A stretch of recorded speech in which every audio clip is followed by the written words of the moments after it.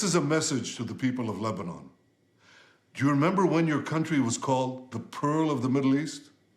I do. So what happened to Lebanon? A gang of tyrants and terrorists destroyed it. That's what happened. Lebanon was once known for its tolerance, for its beauty. Today, it's a place of chaos, a place of war. Israel withdrew from Lebanon 25 years ago, but the country that actually conquered Lebanon is not Israel, it's Iran. Iran, which finances and arms Hezbollah to serve Iran's interests at Lebanon's expense. Hezbollah has turned Lebanon into a stockpile of ammunition and weapons and a forward Iranian military base. Just one day after the October 7th massacre a year ago, Hezbollah joined the war against Israel. It launched an unprovoked attack on our cities and on our citizens. It has since fired over 8,000 missiles at Israel, killing civilians without distinctions, Jews, Christians, Muslims, and Druze. Israel has decided to put an end to this. We've decided to do whatever is necessary to return our people safely to their homes. Israel has a right to defend itself. Israel also has a right to win, and Israel will win.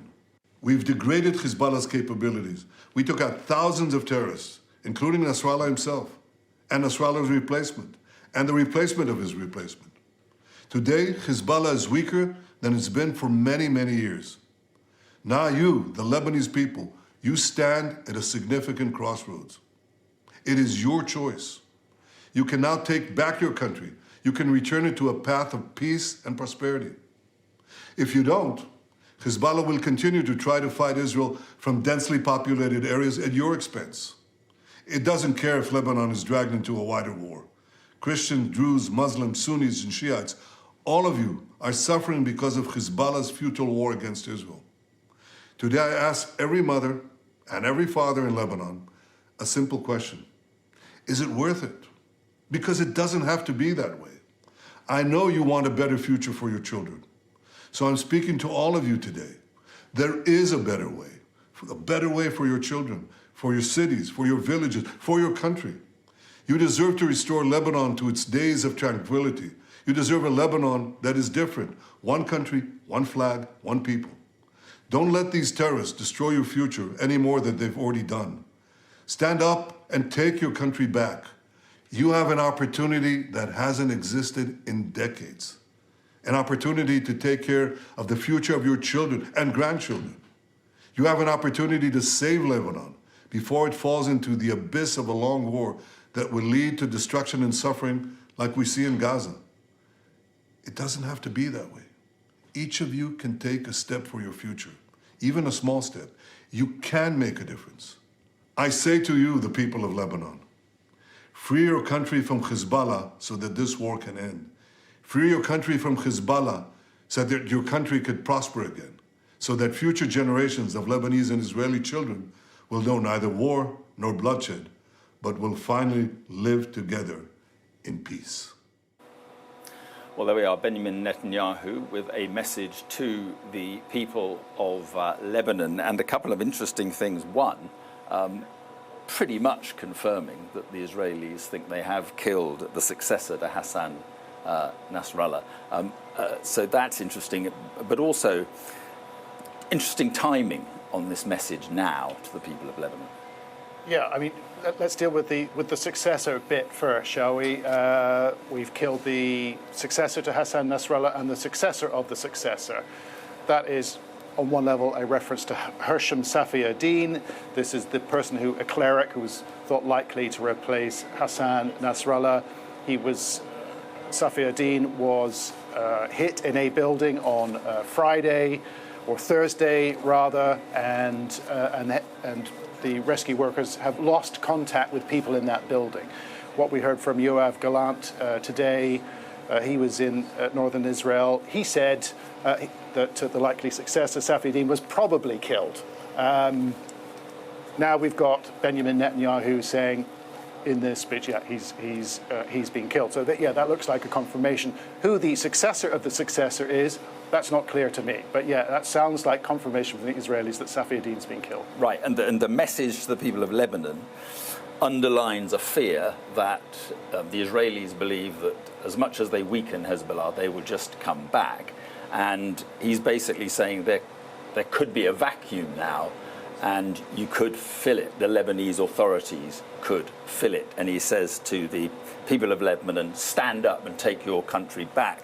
Now, one wonders how that will go down here. Well, I think there are two things going on here. Yeah, he's giving instructions or making a request to the Lebanese people. He says that it's time to free yourselves from Hezbollah. You can prosper again. You can run your own affairs, etc., etc.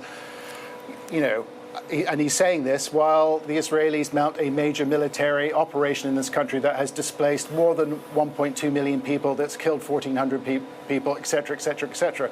Are the Lebanese going to be open to this message from Netanyahu? I seriously doubt it. I mean, I really do seriously doubt it. What's he really saying here? What he's doing in that speech, I think, is he's preparing the Israeli public for the likelihood of a much longer military operation. In that speech, he warns of an abyss of a long war.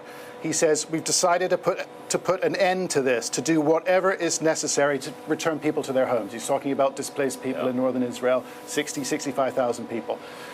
That's what I think he's really doing. Is he speaking to the Lebanese people? Yes, to a certain extent. But what he's doing, I think, is preparing us for a longer military operation. And it's interesting. He says we have degraded Hezbollah's capabilities. And there's no question that will have happened.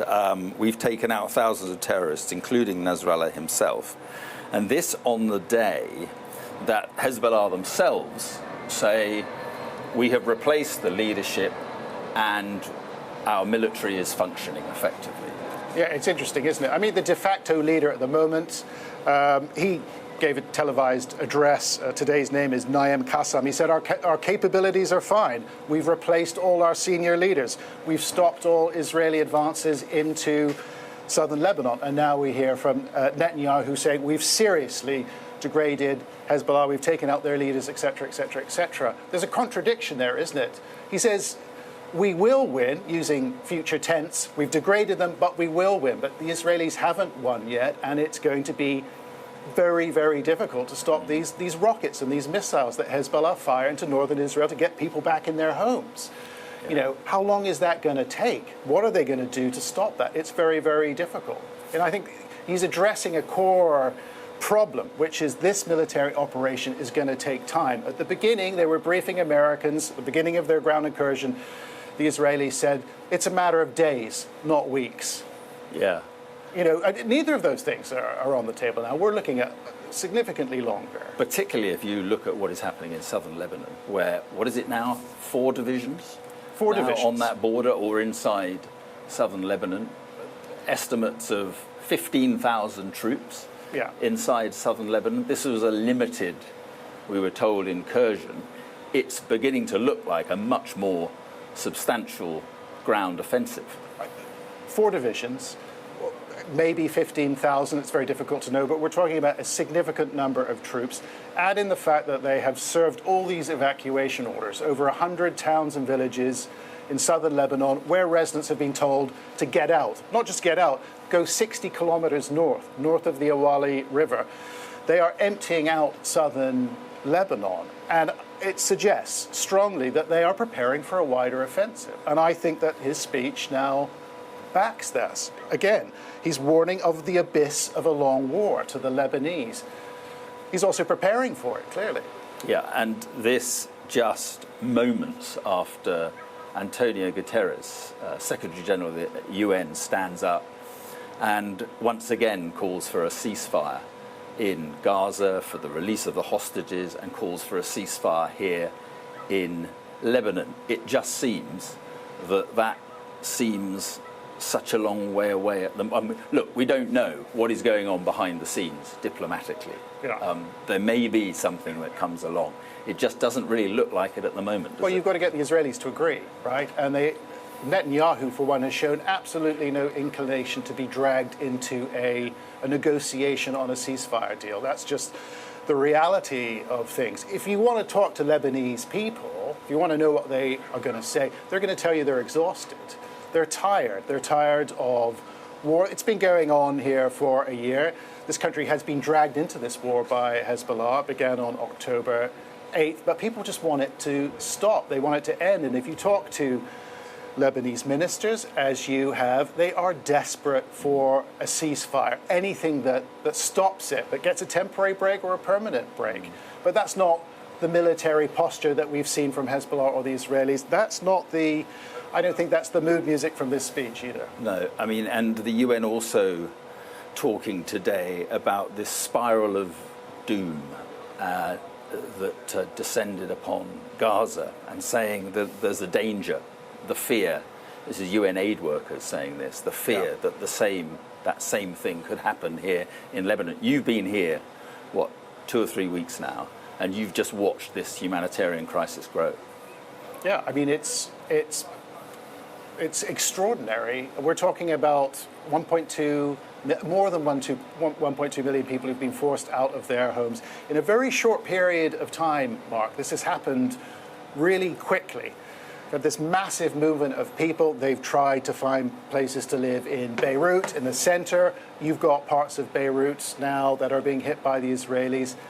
It feels to a lot of people in this country that there's nowhere safe to go. There is nowhere to take refuge from the bombardment. So there's a lot of despair here. People are tired and exhausted. They just want it to end.